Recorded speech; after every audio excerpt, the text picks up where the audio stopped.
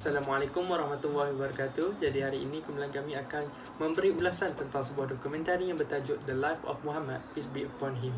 Jadi dokumentari ini dimulakan dengan sebuah sedikit tentang biodata Nabi Muhammad SAW, iaitu baginda dilahirkan pada 12 Rabiul Awal tahun Gajah di Tanah Suci Mekah.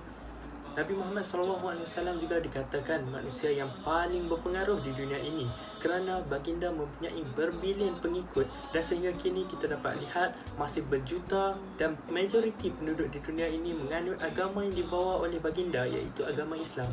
Agama Islam ini merupakan sebuah agama yang utama di dunia dan berjaya mengubah landscape dan sejarah dunia. Agama Islam ini juga berjaya membentuk sebuah ketamadunan yang sangat penting, iaitu tamadun Islam. Seterusnya, apa yang saya dapat ulaskan daripada dokumentasi ini adalah dia menceritakan bagaimana silsilah kehidupan Rasulullah dari lahirnya baginda sehingga wafatnya baginda Rasulullah SAW. Bukan itu sahaja, dia juga menceritakan bagaimana Rasulullah SAW menerima wahyunya yang pertama dan itu diperintahkan oleh Allah SWT untuk menyampaikan dakwah dan ajaran Islam kepada seluruh umat manusia.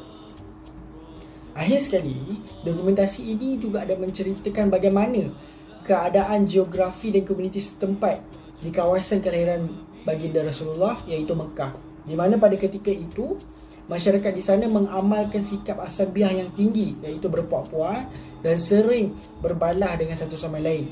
Mereka juga menyembah bahala-bahala yang diciptakan oleh mereka sendiri. Seterusnya saya serahkan pembentangan kepada rakan saya. Selain itu, di dalam dokumentasi ini, kita dapat melihat betapa pentingnya faktor perkembangan Islam dan pengaruh Rasulullah SAW dengan pengemaraannya ke Timur Tengah. Semasa urusan perdagangan baginda Rasulullah SAW ke Timur Tengah, baginda telah melihat pelbagai ajaran dan fahaman yang masyarakat dulu percaya. Mereka setidak-tidaknya mengelak daripada mengikuti ajaran yang dibawa oleh orang lain dan berpegang sepenuhnya. Mereka degil dan angkuh dan tidak menerima ajaran luar. Hal ini penting kerana pengemaraan tersebut telah menyebabkan baginda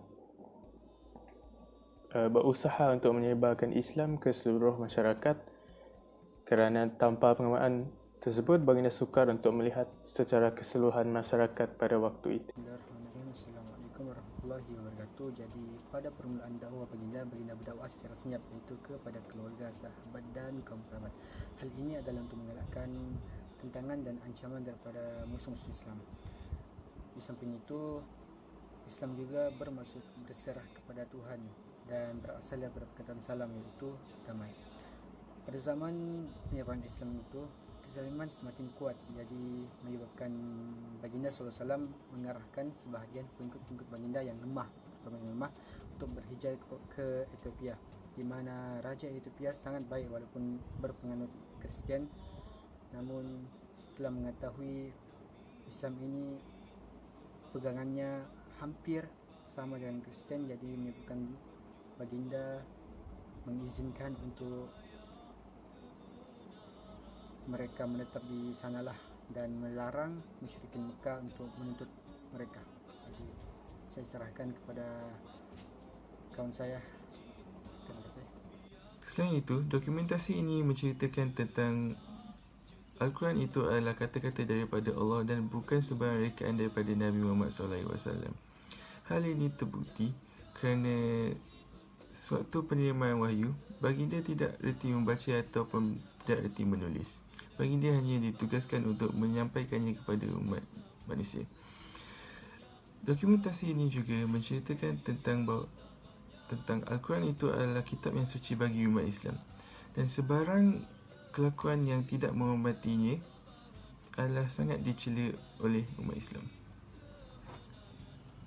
Berdasarkan dokumentari tersebut, terdapat satu peristiwa ketika Nabi Muhammad berada di Kaabah dan menerima wahyu yang sebenarnya merupakan tipu muslihat daripada syaitan, dan kemudian peristiwa tersebut dijadikan sebagai senjata oleh orang bukan Islam untuk menjatuhkan umat Islam pada zaman tersebut, yang sebenarnya peristiwa tersebut adalah tidak sah kerana tidak mempunyai sumber yang sahih daripada ulama.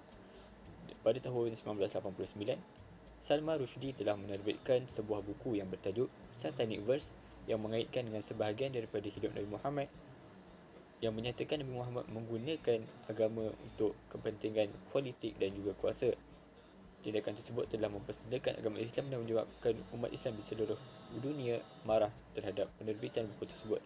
Jadi mengakhiri ulasan ini, saya dapat simpulkan Islam tetap diterima kerana kesabaran umat Islam dalam menunjukkan keharmonian dan benci akan kezaliman itu telah menarik minat orang Islam untuk memeluk Islam.